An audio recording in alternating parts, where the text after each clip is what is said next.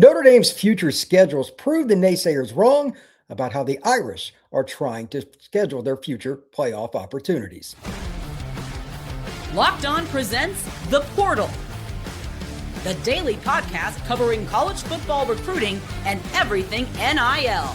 Part of the Locked On Podcast Network. Your team every day. Into the Portal Podcast, where you get your daily recruiting, NIL, and transfer portal scoop. I'm your host, Brian Smith, longtime college football recruiting analyst. Thank you for making the Portal Podcast your first listen each and every day right here on the Locked On Podcast Network, the nation's #1 podcasting network. Check it out all across NBA, NFL, college, or anything else. We've got something for you. In today's show, I absolutely do as well. Wanted to go outside the box a little bit, talk about Notre Dame's schedule and how teams in general have to do things a little bit differently than what most fans think. Notre Dame's taken on water from fans all over because everybody either loves or hates Notre Dame, and I'm going to kind of set the record straight. But first, here's an overview of what's going on. I'm going to give and how it works, impact on this. It's not just Notre Dame. Everybody's schedules way in advance. I'm going to do a little quiz for everybody on just how far advanced this kind of stuff works and why it is a crapshoot on how difficult a schedule will be because of when they schedule them. We're also going to talk about how they end up being scheduled within a season. It's not just who you play, but when they play those games that matters so much. And everybody, Notre Dame included, will do certain things to help their schedule, and sometimes it actually backfires. But overall, are they really trying to schedule their way into the playoff or doing it the easy way because they're not in a conference? That is completely false. And I have the stats to back it up. Notre Dame forever has played a national schedule. Going back to their last national title in 1988, they played like 4 teams. They ended up being ranked in the top 10. Here's the irony. Michigan State, Michigan, Miami, West Virginia, Southern Cal. These are some of the teams that they played that were either ranked at the time they played them or at the end of the year that were top 10 that season. They went undefeated. Except for West Virginia, Notre Dame plays those same schools each and every year. They played West Virginia in the national title that year. It's no different. Every team has rivals, some within their conference, some that are independent, whatever, that they just play. And the caveat is obvious. When teams are up that are your rivals, your schedule goes up. And when they're down, well, you guessed it, the schedule goes down. It's just the way it is. So here's the big question. For any of you out there wanting to hammer Notre Dame or Alabama or Michigan or any team during any given year or era, how many years in advance do you think many of these schedules come out? Is it 3 years? 5? Maybe it's 7, maybe it's 10. How many do you think? I want you to think about that for a second. Because again, when you have rivals, it can be quite a bit in advance. Now, I've spoken to different people. They think it's a year or 2. No, it's not even 3. It's not even 5. It's not even 7. It's 10 and more, which personally I think is ridiculous, but that's been going on for a very long time. I don't know who started it. I don't know why. I don't like it, but this isn't a Notre Dame problem. This is a college football problem, which I think we all know. If you're watching this show or if you're listening later on, whatever it may be, there are a lot of issues in college football, and many are pretty dumb, but they continue to happen. I wish you could not schedule any further ahead than 5 years, but I digress.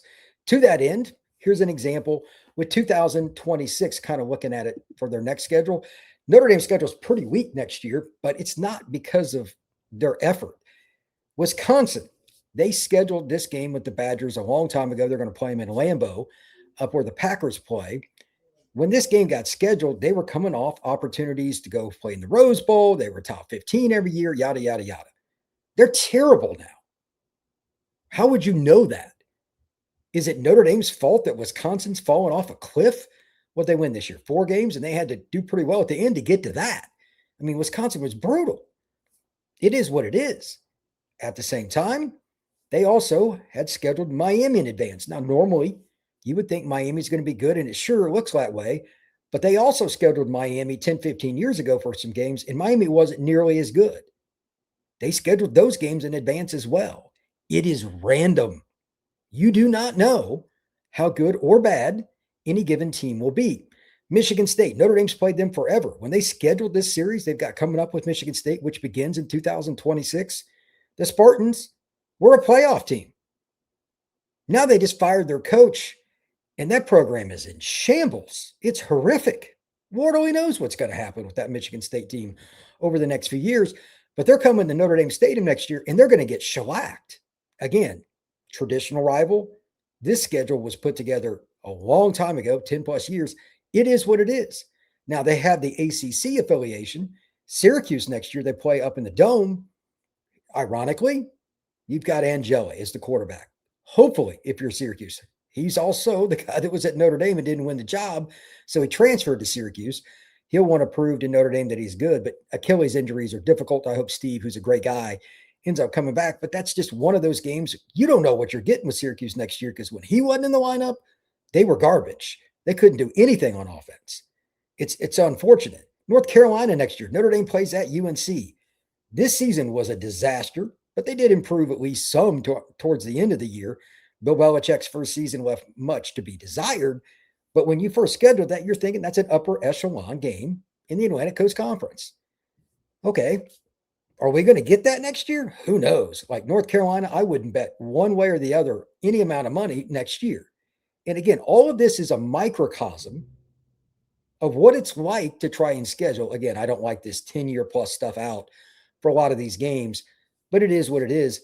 And then Notre Dame has the ongoing dispute with USC for their scheduling for that game next year. It's still not set, but they'll probably end up playing. USC wants the game at the beginning of the season, and Notre Dame does not. That is a battle that's been going on for a long time with teams on who they play and when, not just with Notre Dame. This is across college football. And I'm going to get into that in the next segment. But again, the biggest thing, if you take from this show, it's the scheduling is so far in advance. Even if you were trying to schedule yourself, Notre Dame, Alabama, Wisconsin, Miami, doesn't matter. It's almost impossible to schedule your way into the playoff because you have to play a few teams that are good, but you just don't know more than a year or so out. And on top of that, just look at this year. Penn State, Clemson, Texas, a lot of the teams that we thought were going to be either ranked number one or at least right there near the top didn't even come close. And that is within the season we're talking about. Now try to project that because, again, many of these schedules, Notre Dame and otherwise, they're 10 plus years out on some of the scheduling. Notre Dame has 2 games with Michigan in 2033 and 2034. Those games were set several years ago, over 10 years. Again, I don't know why, but that's the way it is. Is Michigan going to be good in 2033 and 34? I have no clue. Either does Michigan or Notre Dame. You would assume, but that game could end up being a dud. So rivalry games and scheduling in advance makes this stuff almost impossible. And a lot of people are still going to take shots at Notre Dame because they don't like them. They're not in a conference, blah, blah, blah. It really has nothing to do with it. If you want to complain, don't complain at Notre Dame. Complain in general to the powers that be. No team, Notre Dame included, should be able to schedule more than 5 years in advance. And that's probably pushing it. And the reason is very, very simple. Because you cannot project anything. You're going to get some schedules that are super hard. I'm going to show you here in just a second for those of you on YouTube. Like Notre Dame's 2028 to 2031 schedules are bananas, at least on paper.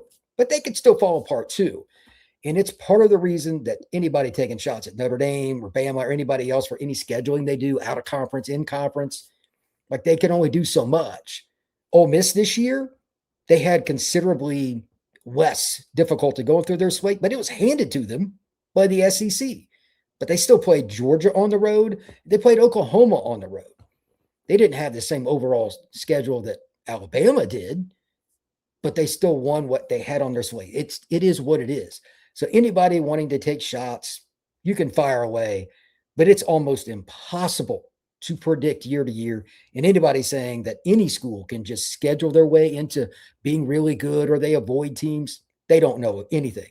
Again, it's not specific to Notre Dame. I just wanted to use them as a barometer, but we'll get into that more next because when you play games during your season, let's say you've got your 12 game set, that's what we're going to talk about next right here on the Portal Podcast. And this is where it gets really fun.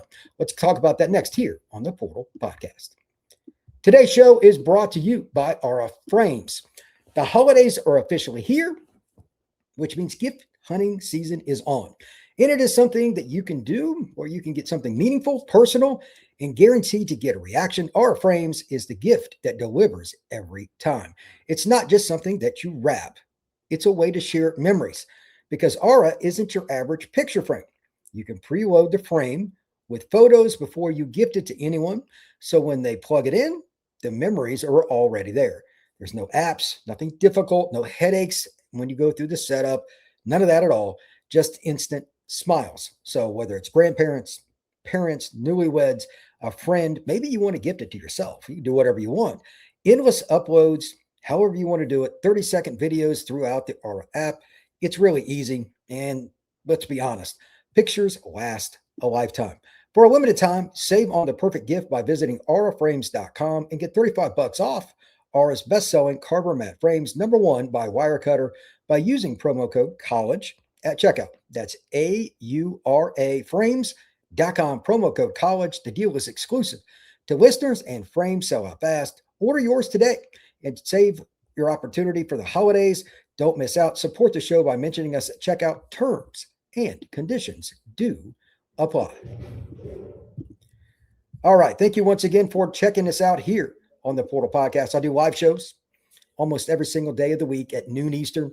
This one's a little bit different, but with the playoffs going on and teams talking about they should have been in or this team not because of scheduling, I wanted to address a lot of things. We'll get into BYU, Alabama, different schools. But right now, something that's broader with it that I want to talk about. It is very important. After your 12-game slate is put together, there's this weirdness. We can talk about the conferences for a second, and we can get back into Notre Dame too. You don't know how it's going to go. Let me give you a great example. Miami this year. This is one of the dumbest things I've ever seen. It's not Miami's fault. They have their normal 12 games. They've got their schedule. Florida State's on it, big rival. They're lucky. They have Florida State after a bye. But after they play the Noles, they've got another bye. What? What is the ACC doing? Or, I know you're going to be shocked by this. The powers that be in the TV world screwed Miami. Totally screwed Miami. Now, the Canes came out of that pretty good, but like, why would you get a bye, play one game, and then get another bye? It's because the TV people. This is a problem we're going to see more and more of. They've got to pull back the reins on that. And Notre Dame, to a certain degree, even though they're not in a conference, there's a little bit of it. I'll get into that in a second. But this is garbage. No team should play after a bye and then immediately go into another bye. Matter of fact, at minimum, this is the fault of all conference commissioners and everybody involved with the TV networks. It's pathetic. You should play at least 3 games consecutively before your next bye. If you get 2, 3 games, you want the safety of the players. You want the best games on TV. Give them 3 games after their first bye before another bye. That's just one part. Number 2, let's be honest. There isn't a team in America in any way, shape, or form that doesn't schedule a quote unquote, this is an old school term, a directional school or somebody lesser, FCS, in their schedule. The SEC is infamous for it. They oftentimes put a team before they play their rival at the end of the year. Like Mercer played Auburn this year. Pretty good FCS team, honestly. They got a quarterback that's actually in the portal. But the direction that Auburn was going was, let's play somebody week before we play Bama. It's been going on forever. So it's not who you play, it's who you play and when you play them. Going back to Notre Dame, they've always gotten hosed on this, and their schedules are almost always front-loaded because they're not in a conference, and most teams don't want to play Notre Dame in the middle of the season. It's one of the reasons the whole SC Notre Dame thing is kind of iffy. We'll see if that gets worked out or not. But Notre Dame forever would have schedules that would start out like Michigan, Michigan State, Purdue, and then one other decent team. They didn't play any MAC schools. They didn't play any FCS schools. Notre Dame was one of the 3 teams, that was last to play an FCS school. The others were USC and UCLA, just for the record. It's not easy if you're Notre Dame to schedule in general, because they do go national and they want to play in all different pockets to satisfy their alumni. And a lot of these different teams, they have difficulty finding games they want because they don't want to leave their base. They don't have his national alumni group or whatever. Everybody has different scheduling problems, but they all find a way to play somebody lesser, whether they want to or not. This again is still the bottom line. As I throw up Notre Dame's 2027 schedule, again, this is a microcosm across college football. This is not a Notre Dame problem. This is across the board. You're going to have a few things that kind of go sideways that you can't predict. So let's look at Notre Dame's 2027 schedule. For those of you on YouTube, it's up on the screen, but they got Wake Forest to play them in Charlotte. They play Auburn at home. They got Georgia Tech. They got Virginia Tech, like James Franklin's there. Georgia Tech just lost Buster Faulkner. They're really good offensive coordinator and quarterback coach. I think he's tremendous. They've got Navy, which they literally prepare for year-round because they play the option. It's awful to go against. They've got to go to Clemson. They've got to go to Michigan State, and they got 4 games yet to be scheduled. Is Notre Dame's schedule great right now? I don't know. It's solid, but we don't know if they're playing USC, and there's 3 more games, even if they play them, to be noted. Michigan State's down. Will they be better? Who knows with the portal? I have no idea what's going on with Clemson. Auburn, you think we're going to get turned around? What about James Franklin and Virginia Tech? This is just over a year from now that we'd be talking about this as the current upcoming slate. And nobody has a clue. They still have 4 games, and it's really, really hard. Now, maybe what the information I have, maybe it's off. Maybe there's a couple more games got scheduled, but like this is what I have. And Notre Dame, that schedule could be really difficult, especially if you add USC, or maybe it's not. Auburn, that could be a really good team. Alex Golish is a heck of a coach. James Franklin's probably going to win a lot of games at Virginia Tech. Clemson in Death Valley, that's never easy. And while Michigan State is down, it'll be year 2 for Mr. Fitzgerald up there in East Lansing. So many variables. Notre Dame, just like anybody else, it's not easy to schedule, and it's not easy to project how difficult that schedule will be. Although, here's the other thing, I just want to keep bringing this up over and over again. If you look at this schedule for the Irish, a lot of these teams they play traditionally. They've got a 12-game series. They're starting with Clemson. They played Michigan State forever. Like they played them back to the 40s or 50s. I forget what year it was, but it's been decades. And then they've got the ACC gig. It's kind of random. But then you get a little bit further into Notre Dame's schedule, and it starts getting a whole lot different. 2028, they got Texas, Clemson, Miami, Arkansas, Auburn, Pitt, Virginia Tech, just among some of the teams that they have. Now, when they first scheduled this, they didn't know what the ACC slate was going to be, but they had Arkansas, they had Texas. That's 2 teams they don't normally play. They had Auburn, they just added. That schedule could be really daunting. Again, we don't know what's going to happen with USC. That changes things. Will Michigan State or will anybody else that's a traditional rival be on it? It's possible. I just put a few of these on here for those of you looking at YouTube, but that could be really difficult. And it's just not easy to predict. But then you get it to 2029, it keeps getting more difficult, at least on paper. Alabama, Georgia Tech, at Texas, at NC State, at Florida State, at Clemson, at Syracuse, at USF. Like these are really difficult games. I don't know what's going to happen. Like this schedule here has 6 games on the road. I don't think many teams play 6 road games anymore. Hopefully I'm wrong on that for Notre Dame's sake, but like most teams that are Notre Dame stature only play 4 or 5 games on the road. It is what it is. And Notre Dame's travel going across the country is going to be a lot. All the way down to Texas, all the way down to North Carolina, all the way down to Florida, all the way to Clemson, all the way back east to Syracuse, all the way down into Tampa to play USF. That's going to beat you up. So there's a lot of different layers to scheduling with this stuff. Here are a couple other points as well. We talked about the bye weeks. That's part of it. Let me use, I mentioned Ole Miss a little bit ago. Notre Dame or anybody else can be in this boat. When you play a rival, like Ole Miss had Mississippi State the last game of this season, like it is every year, the Egg Bowl. Mississippi State played them tough, and they're not in the same stratosphere as Ole Miss. Everybody in some way, shape, or form is Notre Dame's rival. They all want them to come to their stadium. They know they're going to pack it out. ADs, they're absolutely going to try to schedule Notre Dame. I'll get into the whole freezing Notre Dame thing out. That's comical. That's zero chance that's going to happen. But these teams, they want to beat Notre Dame. Not just the coaches, not just the players, not just fans, just everybody.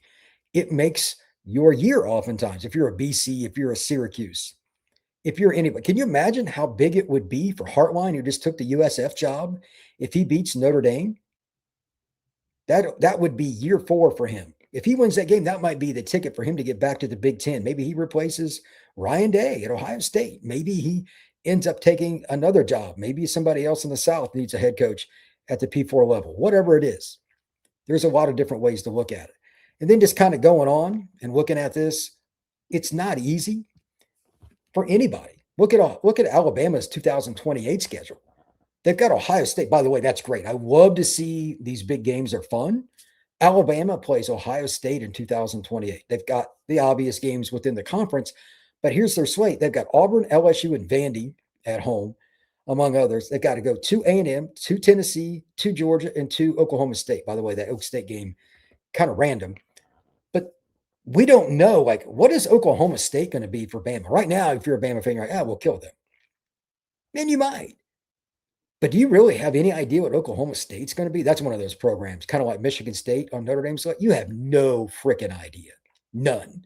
It is almost impossible to predict with some of those quote unquote mid-tier conference teams. It just depends on the quarterback and the coach. It is so hard to figure out. LSU, Auburn, some of these, they're not too difficult. But what about Vanderbilt for Alabama? Diego Pavia is not going to be there, although he might try to be. That's another story. Tennessee, they've been pretty good. We'll see where that goes. Georgia, that's self-explanatory. That's almost a lock to be really hard. And you would think that Lane Kiffin at LSU is going to be good, but are we guaranteeing that Lane Kiffin is going to return the LSU Tigers to glory? It is hard. And by the way, again, Bama is handed the SEC slate, but forever, a lot of SEC fans complained all the time, especially like Auburn and Georgia fans. Why doesn't Bama play harder games? They never play Florida. They never play Georgia. What's the deal with this?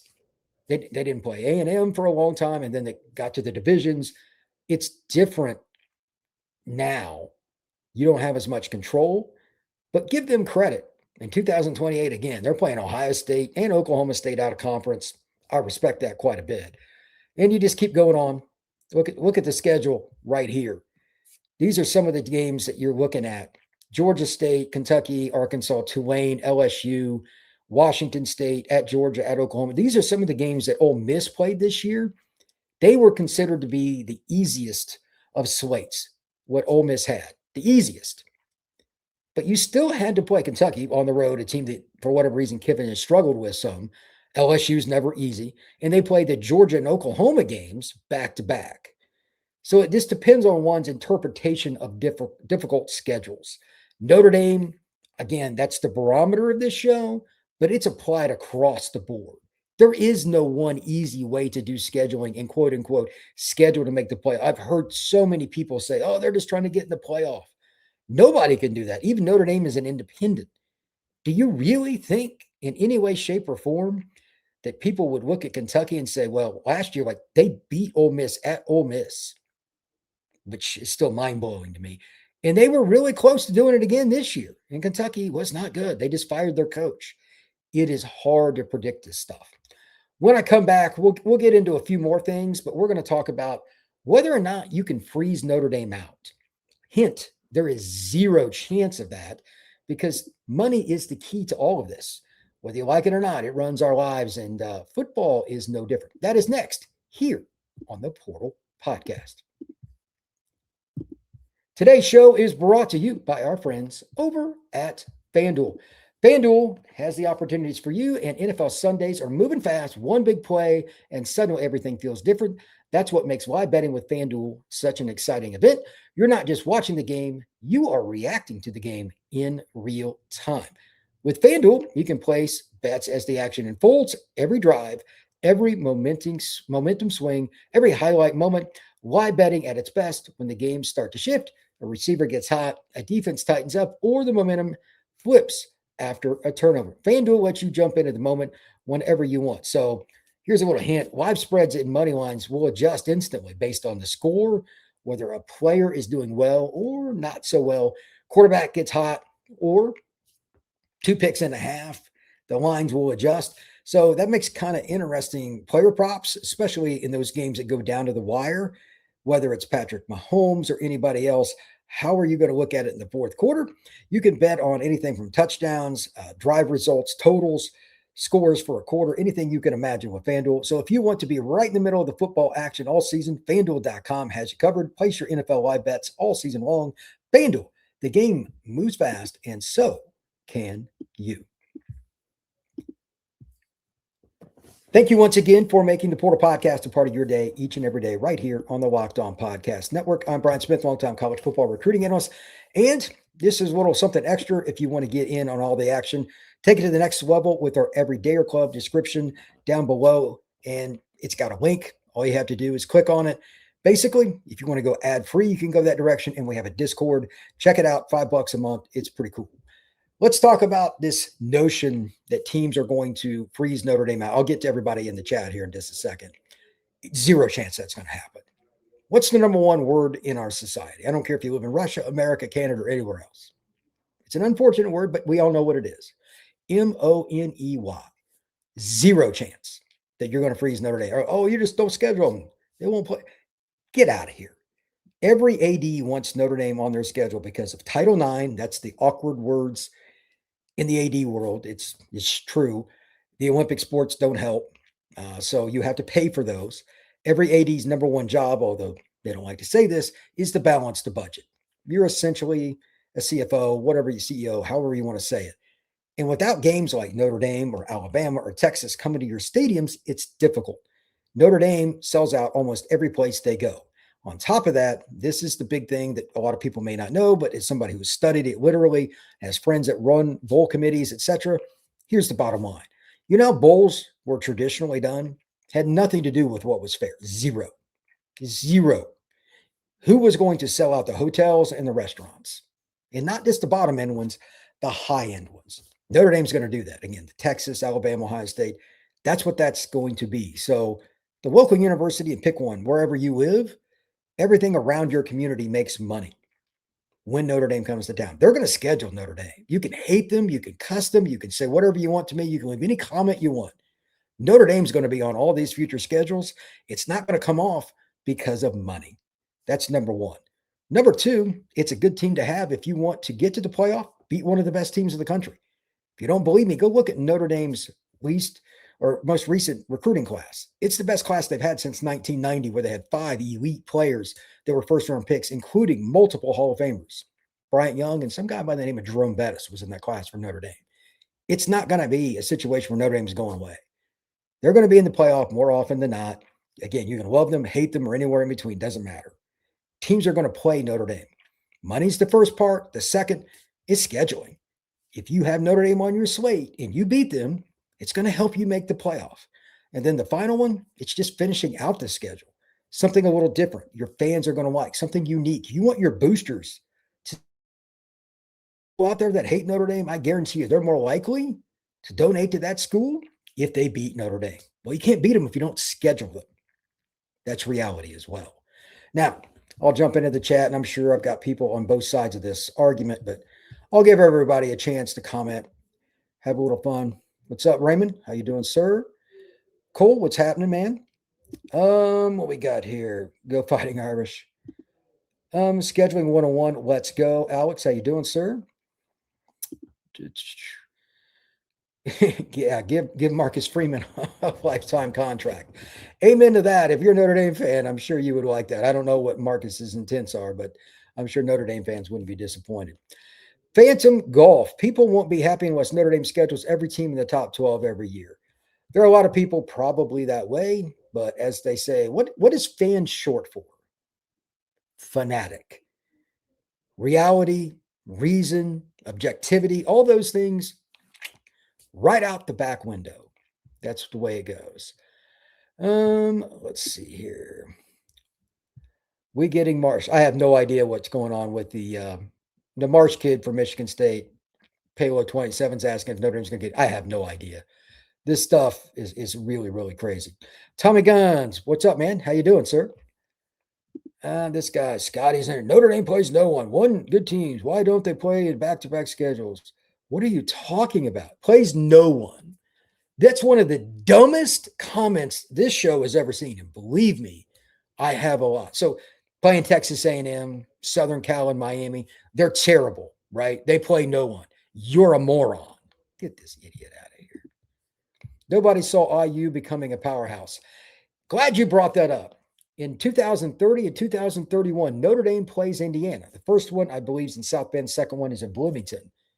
When they scheduled that game, do you really think Indiana thought they were going to be on this kind of level, or Notre Dame or anybody else? No. It's the same point that I started the show. I'm going to bring it back to right now. You can't predict more than a year or two, let alone 5-10 years in advance. And some of these schedules, like I talked about with Notre Dame and Michigan, is 10 plus years in advance. It is not a lock that Notre Dame will be good when Michigan plays. Maybe Michigan's really good.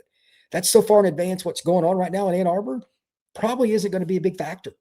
These things shift violently based on who the head coach is or is not every single year. It's wild. Tommy Guns, gentlemen, how are we doing today? How you doing, Tommy? Let's see. Zach Martin, 7152. Who would have thought IU would have been the hardest game in 2031? It could be. I mean, I don't know how long Cignetti will be there. Somebody correct me in the chat if I'm wrong. Cignetti, 70, 71 years, like he's older. I don't think he's going to be there for a super long time, but he's winning. And as long as he has Shanahan, and is it Hainsey? I forget the guy's name. The other guy that's the coordinator, like those guys are tremendous. He probably doesn't have as much on his plate as you would think, and he gets to pick and choose some of the fun stuff. It'll be interesting to see what they do. Justin Indy Sniper. Nope, Ole Miss had a strength of schedule similar to Notre Dame's this season. Had nothing to do with being in a conference. Like, again, that's a good point. Ole Miss just played the slate the SEC gave them. If Ole Miss played Alabama's schedule, would they be in the playoff? I don't know. Alabama's slate was harder. Give credit to Alabama for going through it, but now they're all beat up, and their quarterback, by the way, is playing crappy. I don't think Alabama's going very far. James Smertz. I don't think IU will keep a schedule. They're already dropping a bunch of easier out-of-conference games. Here's why I'll push back. Indiana has wanted Notre Dame on their schedule for a long time. I know that as an Indiana grad, I would be surprised if that didn't happen, and it would make them look bad. If you're going to recruit at a higher level, you got to schedule at least some out-of-conference games that mean something. And as I noted a little bit ago, Money. You want to sell out? Can you imagine what Bloomington, Indiana will be like in 2031 when the Irish come to Bloomington? I'll be there for that. I guarantee it. But the hotels and everything else, oh my, they will be bananas. So with that being stated, I think that game will stay there. And for college football's sake, I hope it is too. Katie, if scheduling mattered, would any ACC team ever make the playoff? Look at Miami's cupcake schedule in 26. The best high school teams in the country could beat half those teams. Like, I haven't even looked at Miami's schedule. I'll pull it up here just for fun. Maybe there's something to that. I'll read off some of it. By the way, correct me if I'm wrong. It's Miami didn't play a game outside of the state of Florida this season until November, if I remember correctly. I could be wrong on that, but it was pretty late. That's another part of scheduling. It's pretty wild. Yeah, they're out of conference games in 2026 for Miami. Central Michigan comes after Florida A&M, and then they play Notre Dame November 7th. I don't know what's going on with all of that, but look, Miami and everybody else, they play teams that they try to get people to go to game. Miami's at a unique disadvantage, ironically. They're in a very big vacation area. Unless they play a big team, they can't get anybody to come to their games. Like, I've covered Miami. It is bizarre. Going to a game sometimes at kickoff, it's half full. It's sad. I don't know what the deal is with all that, but it truly is weird.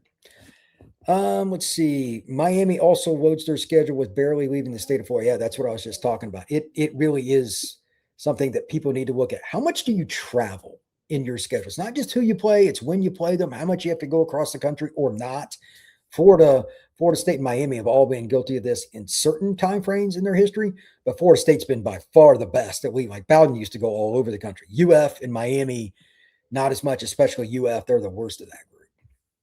The FCS games shouldn't count. That is from NH9877. That is an interesting topic. Very interesting. Tommy Guns, since we're on scheduling, Brian, should the Army-Navy game be moved? I'm a major proponent of keeping that game, the only one that's played on its own weekend, but should it be week 0? That's interesting. I don't know if somebody can answer me on this chat. This is a great topic. Army Navy has its own special meaning because of the military itself and what men and women do. Do they play that game in part because of the holidays and everything coming up? Do we think that's part of it, kind of a celebration of the season and the military institutions that we have in this country? I'm not sure. I'd be curious to talk to somebody that works in the athletic departments at those institutions. I don't know how that works, but it's possible. Or a week minus one. They could play that. Like if you started the year, that would be cool. This is an interesting. Tommy brings up play Army Navy like August 20th when there's nobody else playing. That would be dope. That'd be a great way to start. I'd have no problem with that at all. Alex, the only people that do that is the Big Ten with their best teams. Alex, I'm not sure what you're referring to if you're talking about all the directional stuff and all that, but I'm not sure what you're referring to. Little Irish Tommy Guns, if Army Navy was played on a warmer day, I would be more apt to go. I'm not built for the cold. Yeah, as I get older, I'm not dealing with that. I'm not going to Philadelphia or Baltimore or something to watch that game. They need to play that game at least once in a while in Charlotte or something. It's at least a little better, but I digress. Now, let's see here. Alan, no conference, no playoffs, no special cases. Based on what? That's just what you like. This is what I'm talking about with regards to fans not having any common sense. That's just dumb. Not everyone is money. Absolutely. It's 14 degrees in Northeast Ohio right now. I was in Indiana this past week visiting family. It was not very fun. No conference title, no conference playoff. At large teams just reward losers. I disagree with that wholeheartedly, Katie. Do you really think Duke deserved to be in the conference championship? No. Duke is not remotely a college football playoff team. I think it's just the opposite. I think it's a series of you can't make every schedule the same, even within conferences. There has to be a lot of subjectivity to it, which adds to problems there too. But Duke lost 5 games. 5. They have no business in. Any team with more than 3 losses should be out of the conference title game, even if they do have a situation where one of those games was a loss out of conference. And you still have to play somebody of note so teams don't just schedule all cupcakes. Like I'm an IU grad, but go look at IU's preseason schedule. Complete joke. Toughest team they played was Old Dominion.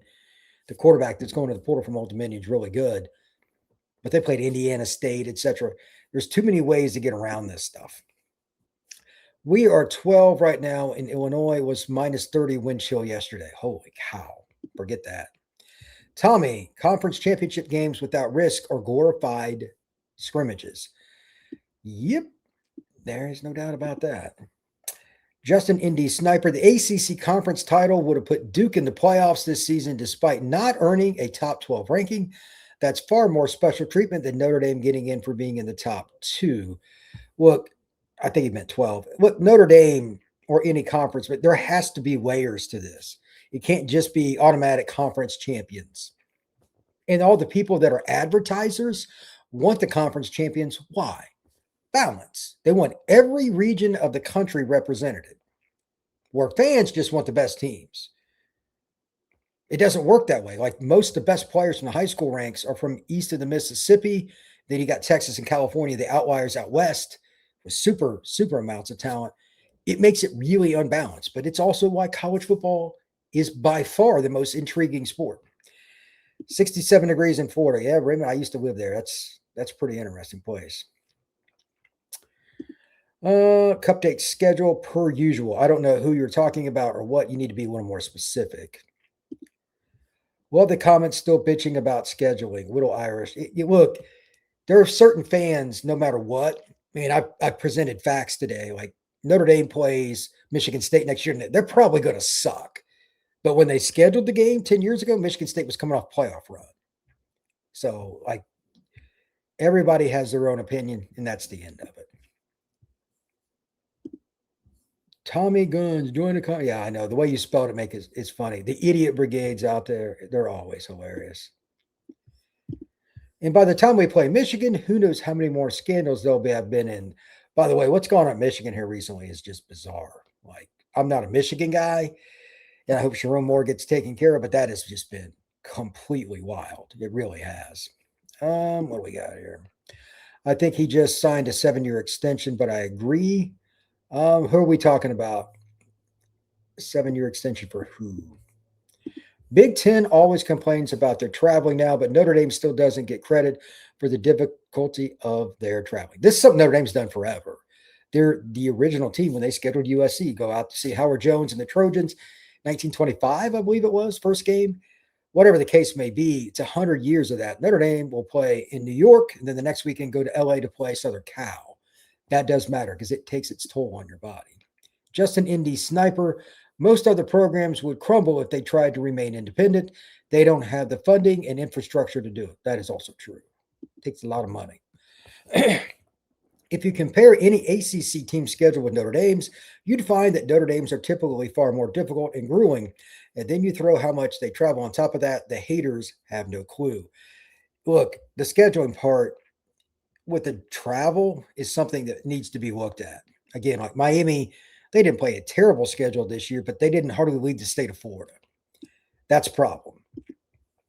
Could Notre Dame lead the ACC, non-football to the Big East, cut a 5-game deal with the SEC, and people would still complain about their schedule? Notre Dame could schedule all SEC teams in the upper half and then play Miami, USC, Michigan, Texas, and Ohio State for the other games, and people complain because people hate Notre Dame. That's probably the biggest concern here. Georgia Peach 87. Hey, thank you very much. Hit the like, help him out. One of the best on YouTube. Truly appreciate that. Thank you very much, Georgia Peach. Absolutely love that. Let's see. Tommy Guns. I'd love to see Notre Dame rotate through the P4 conferences once just so that they could play and win most of the conference championship games. Like the only one that I would ever worry about would be playing Georgia or Ohio State in those games. It's not about conferences. It's about the elite teams at the top. The 4 best programs in college football right now are Oregon, Ohio State, Notre Dame, and Georgia. Why? They've got elite head coaches that also like recruiting. Notre Dame would do well in any conference right now. It wouldn't even matter. Let's see here. First college game of the year being Army-Navy would be pretty sick. I agree. I think that'd be kind of fun. Have they ever done that? Or has it always been at the end? I assume it's the latter. Let's see. Brian was talking about the Big Ten scheduling easier slates for the best teams. It's true. Like they always say that they want to play the local schools and all that. So they play the MAC teams like Michigan or Michigan State play Eastern, Central, and Western Michigan. And they'll throw in a Miami of Ohio or throw in a Toledo or whatever. That's not very difficult though. And it's just very easy to do it that way and get around it. No worries, man. Sorry for the confusion. No worries. Let's see what we got here. ACC should fire Jimmy for the BS that happened for the tiebreaker. Let's take Notre Dame out of this for a second. The tiebreaker stuff with the ACC is just dumb. Simple rule here, and it's not ACC related. It's across the board. Any conference championship game, you cannot have anybody in it with 5 losses. Let's start there. How about nobody with 4 losses? Doesn't work that way. Because if you win, it creates the problem that we had this year. How not a single league doesn't have that in their bylaws is beyond me. And again, as the caveat, you can't just, we're just going to schedule nobody. If you schedule nobody and you're out of conference, that's the first tiebreaker. Like I'm an Indiana grad. But I'm going to tell you right now, like if Indiana ties next year and I don't know, but they have 2 losses and somebody else has 2 losses and they didn't play out of conference. If you play a bunch of nobodies to try to save your players and get the younger guys experienced, okay, that's your prerogative, then you don't get to go in on the tiebreaker. It's ridiculous. Let's see. Katie, when you lose to 2 unranked teams in 3 weeks, don't make your conference title game. You don't deserve to be in the play. Talking about Miami, there's truth in that. Miami is one of the weirdest programs in the world. I have no idea what the deal is with them. Let's see. I saw this is KO. I saw the 26 slate from Notre Dame, and it sucks.